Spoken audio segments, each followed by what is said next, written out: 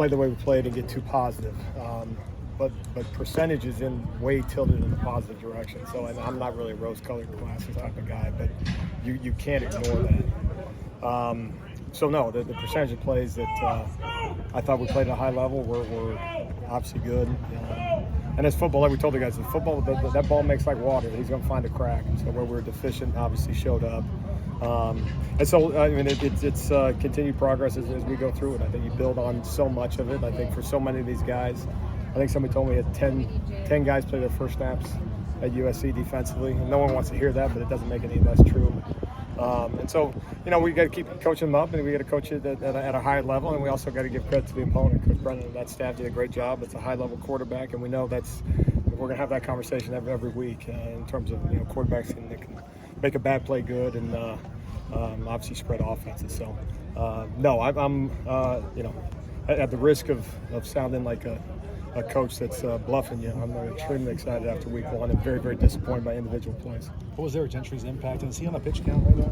Yeah, and so for Eric, it's good to have him back. I mean, you talk about a guy that missed so much time between the season and now, none of which is his own doing. It's just the reality of injuries and some of those things. And probably in so many ways, once he got the green light to be able to go, I mean, it has been a full speed ahead deal for him, the medical staff, and Coach Odom and everything defensive. So those reps will just continue to go. But no, it's fun to see him because we saw him probably more on Saturday than we did, cumulative reps over the course of fall camp in so many ways. And so that's good. We would like to rotate. We need to be able to do that. And obviously he has been and will be a major player for us. It seemed like Shane Lee was pretty limited. Yeah.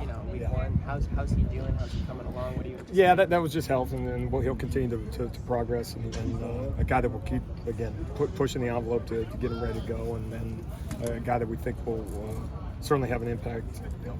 Got to be healthy to rep type of deal. So we'll get him going. So excited about Shane. Can you talk about Damani and Bears Day? Yeah, well, it's exciting. You talk about Damani's not one of those 10 new guys because he did play some snaps.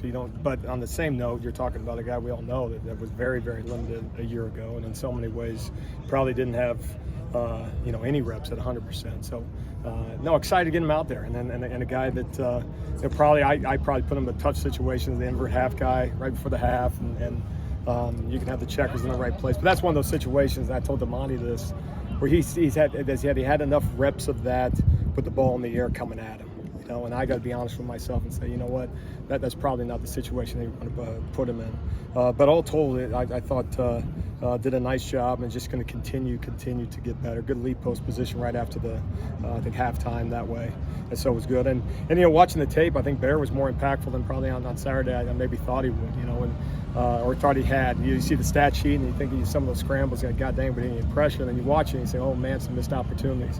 And that ties into playing together, and then that's, we talked to the back end too. It's not just in all those scenarios where it's just the four guys. It's on that second level, guys making sure that they're firing the gun, a little bit quicker in some of those situations. But no, Bear had an impact. I think he'll continue to. I mean, you saw guys, same thing. There's so much that wasn't with us.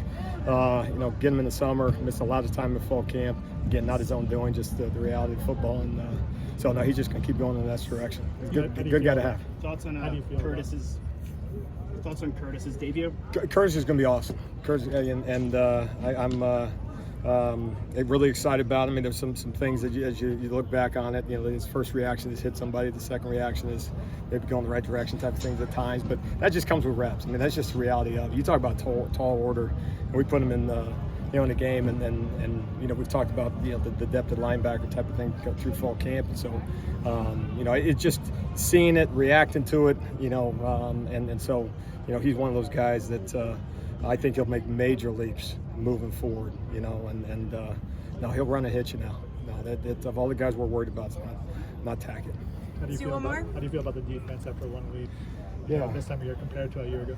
Yeah, I'm very bullish on it. I am, and I already mentioned it before, and I can't overstate it. I don't want to get, anything you say sounds like an excuse, and I don't want to do that, and I don't believe it is. And, you can say, well, it's not for these 7 plays, and that's how losers talk, right? So we can't do that. But on the same note is, how do we feel about the defense before that play? And then when you watch that play and you say, okay, what was the deficiency on it? oh my God, how correctable that is. And sometimes that's not, and sometimes it's effort, and that wasn't the case coming out of the game. You know, and in some cases, you know, it's almost like maybe a basketball coach where you kind of feel like you got the open shot and we didn't make it. But why on earth do we think we're not going to make it the next time around? And so continue to put the work in, continue to rep these guys and get them going. And obviously, I don't believe that's our best yet. And obviously, you know, extremely disappointed by some of the numbers, and we got to go from there. So, thanks.